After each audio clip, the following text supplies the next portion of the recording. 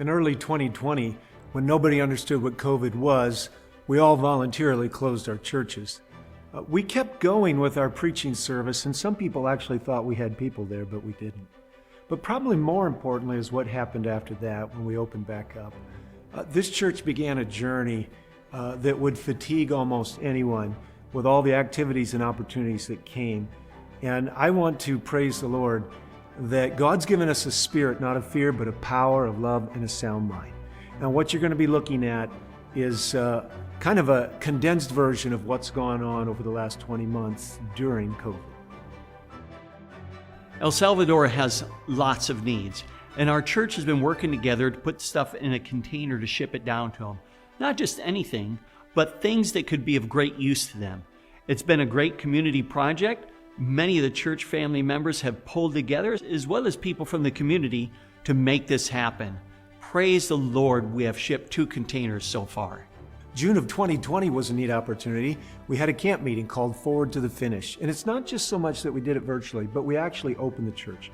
We had a wonderful experience. As God was opening doors locally here, He was also opening doors online. Now we're able to reach a lot more people around the world. But you know what? The quality of our production wasn't as good. And God impressed us to upgrade our camera system and also our AV equipment. And now if you go back and look at the production, probably the beginning of 2020, you'll see that there's a huge difference with the live streaming that is coming out today.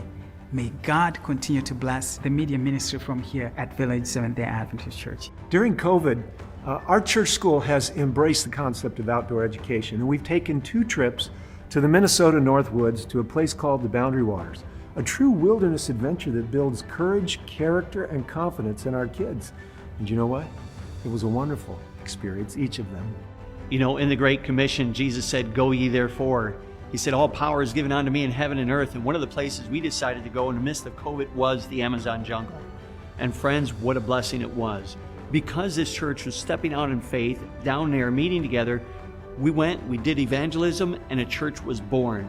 Now, in the midst of the pandemic, while everything else being shut down, people in the Amazon jungle are taking the gospel that they have learned to other villages. Thank you for all those that have supported this project. A church is a multifaceted place, and part of what we believe is that more people should be in the prophecies. So every fall we hold a Daniel 11 conference. We've held 2 of them during COVID. They've been wonderful events, and all of us know more about Daniel 11 than we knew before.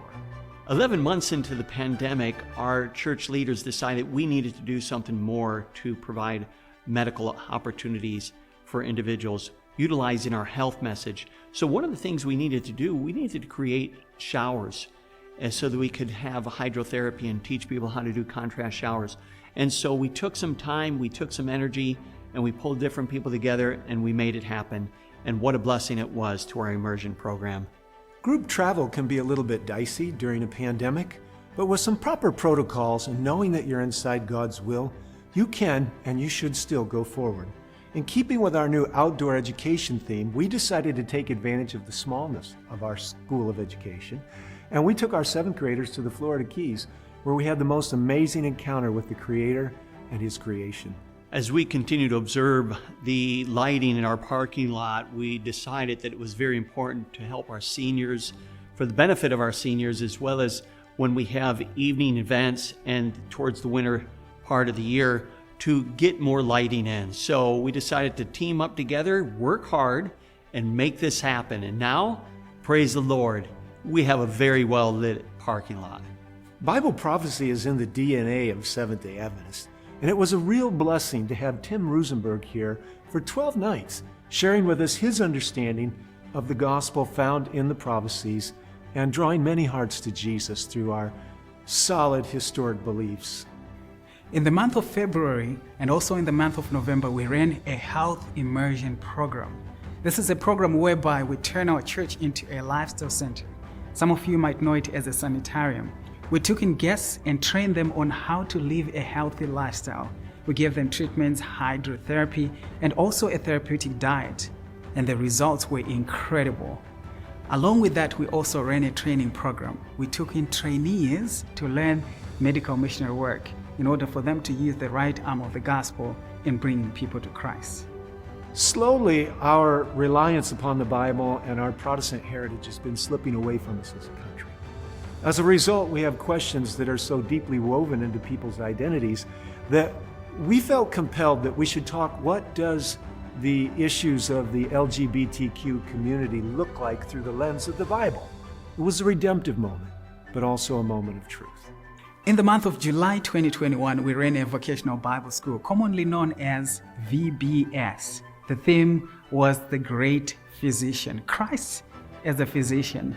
And many parents came with their kids and they enjoyed different activities, singing, wonderful programming that was put by the leaders from our church for the VBS program. This project on the Fort Peck Indian Reservation has been an exciting one. It's in Poplar, Montana, and it's been there to be a blessing to a multitude of people. When we started the project, it was just an empty lot. Now we are just about in the finishing stages to the trim work and the flooring and soon the landscape. So we're about to complete this project and have an open house where we will allow the people of the community to come and they will experience a superb blessing in learning more about health, nutrition, as well as community services and biblical studies. At the Village Church, we think Christian education is the crown jewel of our ministries. And in the summer of 2020, without any of our strategic planning, we ended up, with God's prompting, doing a major remodel to our church school. It was a fantastic event, totally transforming our physical plant and pulling us together. The prison ministry program called Christmas Behind Bars understood the essential importance of continuing ministry during the pandemic. They never stopped. They reached out to us and asked us if we'd partner with them to put together 10,500 packages. We were more than happy to do so, but we wanted to include people from the community. We reached out to Andrews University and invited their students to also be a part of this. And what a blessing it was to see these students work together and faculty and staff with our pastoral team to make this happen. Yes, friends, prison ministry went forward during the pandemic. Praise the Lord. Among the many things that we introduced in 2021 was the music camp. This was the first time that we did it here at Village. Some of our young people that come to church here, they felt impressed to teach the younger generation how to play instruments. And not only to play them, but to also play within the confines of the principles of Christ in Christian music. Neighbor to Neighbor is a community service center right here in our community, and they had a great need just a few months ago. They needed a roof put on their building. In order to do the renovation inside and move forward with the expansion, they had to have this done. So they reached out to us and we were more than happy to accommodate them. We partnered with the Stevensville Church and some members from PMC, and we went over and we worked together in the cold, in the rain, and we got it accomplished. Praise the Lord for the good spirit of His people. Protestant principles say that we should examine ideas. In keeping with that heritage, we had a coercion and conscience event here in August of this last year that drew thousands and thousands of online viewers. We believe it was done in humility and in fairness to the subject matter. God blessed, many people are still pursuing truth, which is kind of hard to discover in this day and in this age, but it's one that is still worthy of our best efforts. Over the last couple of years, COVID has presented several obstacles before us in regards to trying to move the work forward. However, by the grace of God, we chose to look at that as divine opportunity to be about our Father's business. We've pressed on and we've gained a deeper experience, and our faith has grown. Friends, remember the Great Commission. Jesus said, "All power is given unto me in heaven and earth," and because of that, He said, "Go." But along with that, He said, "Remember, I will never forsake you or ever leave you." Let us finish strong to the end.